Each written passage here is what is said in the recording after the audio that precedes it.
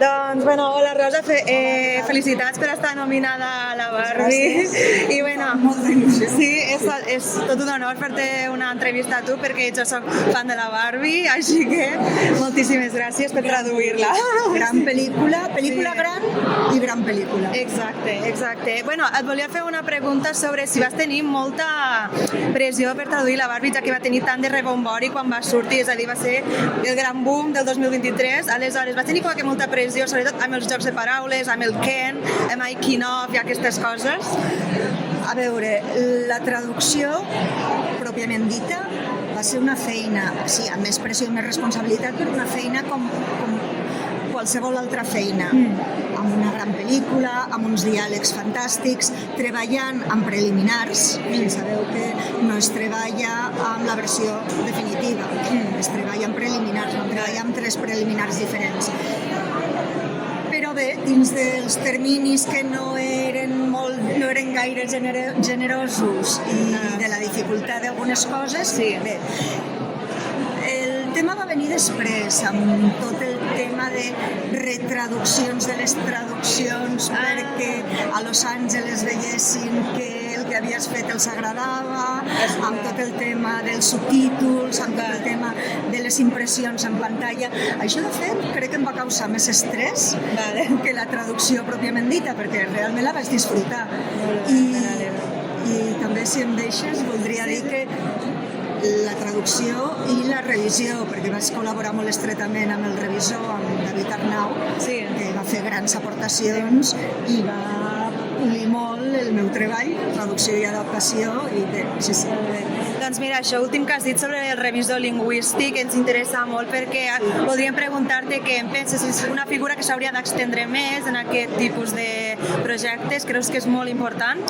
A veure, jo crec que un doblatge és un treball d'equip. És un treball d'equip des de producció, tècnics, treball actoral, direcció, traducció i adaptació i revisió. Aleshores, tots tenim la nostra part, el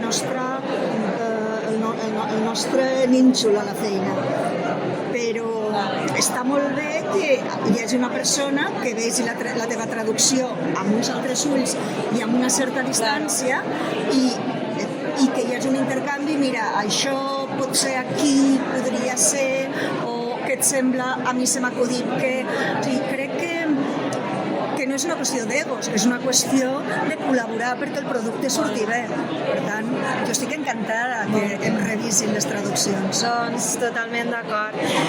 Tenia una altra pregunta, un moment. Hem sentit a parlar de que et va costar molt descarregar la pel·lícula o que et va costar molt agafar el material. Aleshores, pots explicar una mica com va ser aquest procés? A veure, en realitat no ho puc explicar. Confidencial. No sé, potser vindrà un comando i em trencaran les cames, no ho sé. Vale. Però no, et posen moltes dificultats. Si el material arriba, no arriba la imatge clara, arriba desenfocada... Hi ha tota una sèrie de coses per evitar la pirateria que d'una banda són lògiques, però fins cert punt gairebé ratllen la paranoia. I et passes més temps a vegades desencriptant i baixant de programes de desencriptat que de fet anant per feina. Però bueno, això, la gent que fa aquest tipus de productes, que jo he de dir que no en faig gaires, ho sap perfectament. En fi, és així. Doncs, bueno, fins aquí. Moltes gràcies, Rosa, i una altra vegada felicitats per estar en aquesta gala. I ja està. Moltes gràcies. Gràcies a vosaltres. Adéu. Nuestra colaboración durante el periodo de votación es la base para que podamos celebrar esta gala. Así que millones de gracias y a seguir votando.